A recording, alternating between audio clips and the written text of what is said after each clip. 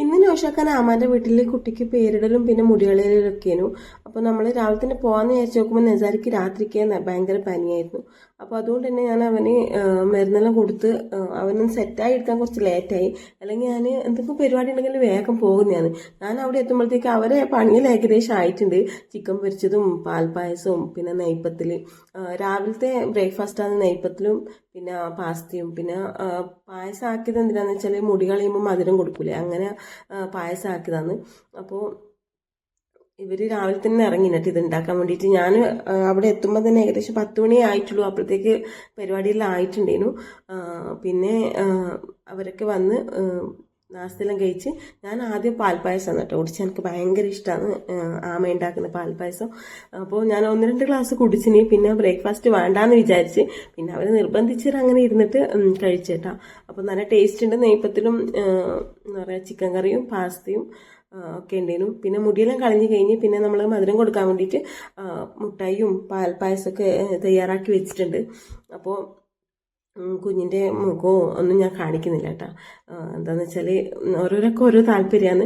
ഒന്നാമത് എനിക്ക് അങ്ങനെയെല്ലാം കാണിക്കാൻ പേടിയാണ് കേട്ടോ. അവരനുവാദമില്ലാണ്ട് എനിക്ക് കാണിക്കാൻ പേടിയാണ്. അപ്പോൾ മുട്ടായി എടുത്തിട്ട് ഞാൻ കുട്ടികൾക്കെല്ലാം കൊടുக்கலாம். നെസാരിക്ക് ഓൾറെഡി കൊടുത്ത്. അപ്പോൾ ഞാൻ നെസാരിക്ക് കൊടുക്കുന്ന ടൈമിൽ ഇവളെ അവിടെ കണ്ടിട്ടില്ല, അങ്ങനെ അവൾക്കും കൊടുത്ത്. പിന്നെ പായസമെല്ലാം വിളമ്പി എല്ലാവരും കുടിച്ച് കഴിഞ്ഞ് അന്നേരം ഞാൻ 1 ഗ്ലാസ് കുടിച്ച് കേട്ടോ. പായസം അത്രയ്ക്ക് ടേസ്റ്റാണ് ഈ ഒരു പായസം.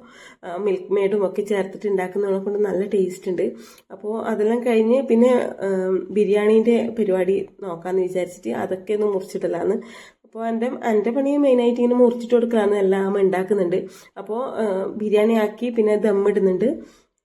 അതിന് നടുക്ക് ഞാൻ ഫ്രൂട്ട്സ് എല്ലാം ഒന്ന് കട്ട് ചെയ്ത് വെച്ചു. പിന്നെ തൈര് ഉണ്ടാക്കി, കച്ചമ്പറില്ലേ അത് ഉണ്ടാക്കി വെച്ചിട്ടുണ്ട്. പിന്നെ ഈ ഒരു അച്ചാർ നല്ലൊരു ടേസ്റ്റാണ് കേട്ടോ.